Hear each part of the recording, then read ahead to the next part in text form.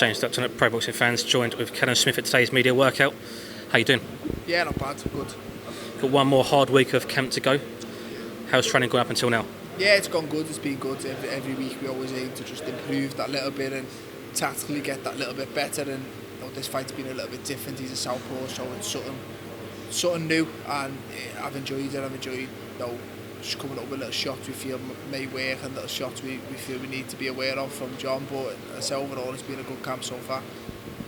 You're facing a rejuvenated John Ryder off the back of 4 stoppage wins. How much of a threat is he to you?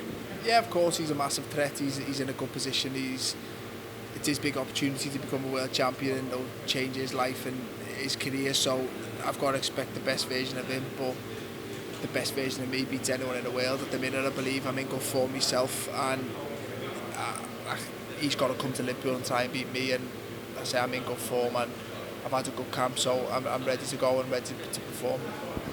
Before it was announced it's John Ryder, a lot of names circulated: Golovkin, Canelo, Billy Joe Saunders. Were any of these fights close to fruition? And are you disappointed if any weren't made? I'm not sure, because I don't get involved in all that side of it, whether any of them were close to getting made. I don't know, but it's a mandatory to fight I kind of had to take, and I probably could have squeezed one in beforehand and put it off till next year, but then next year is when I'll probably want the big fights, and I'd have had to take care of my mandatory then. So it's one of them. I've got to get out of the way, and listen, it's a mandatory against domestic opponents who people do actually know. It's not a mandatory against someone who no one has a clue who it is. So listen, there's motivation there for me. I've got something he wants, and I've got to keep them belts to secure the fights with the names you've just mentioned then. So listen, it's a must-win fight for me, and I've trained that way. With Canelo's recent move to light heavyweight, do you see yourself moving up some stage? Yeah, listen, I've always said I'm big enough. I believe I'm big enough and good enough to move up to light heavy and compete and become a world champion up there. I just feel there's a little bit more for me to achieve at 168 before making the jump, and once I make the jump I won't come back down, so it's just I want to maximise at 168 before making the jump up, but it is a weight that I do feel I will fight at in the future. We recently saw Inoue win the World Boxing Super Series, much like yourself. How good has the tournament been for the sport? It's brilliant.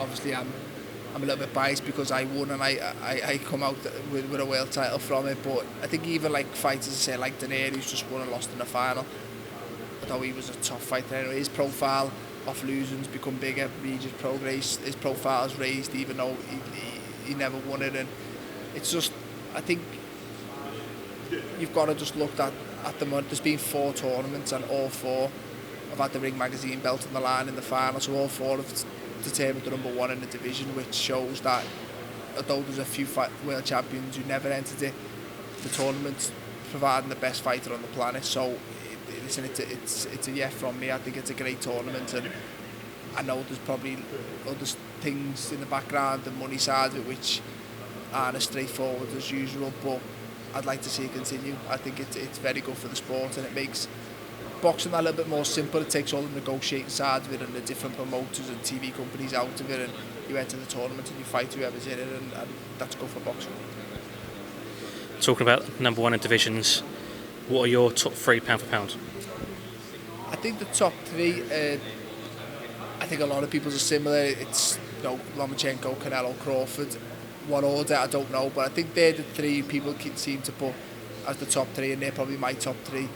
I think number 1 I'd probably put Lomachenko, 2 Canelo, 3 Crawford. And finally, in a grueling sport which needs your full dedication, what motivates you to continue? It's just, I've always, the same motivation I've had is just a fear of losing, and I just want to be the best. I want to just achieve as much as I can, and when I do retire, whether it's next year, 5 years, whatever, to just sit back and just think, so what, I squeezed every bit of talent I had, and if anything, I'd like to sit there and say, listen, I overachieved, I achieved more than what I should have, and just to be happy and content. I wouldn't like to be sitting retired thinking, I wonder if I could have done this, would I have done this, and have a little regret are the worst thing in the world. So it's just, I want to just do everything I can and achieve as much as I can. Callum Smith, thanks to Pro Boxing Fans, appreciate your time. Thank you. Nice one, cheers, pal.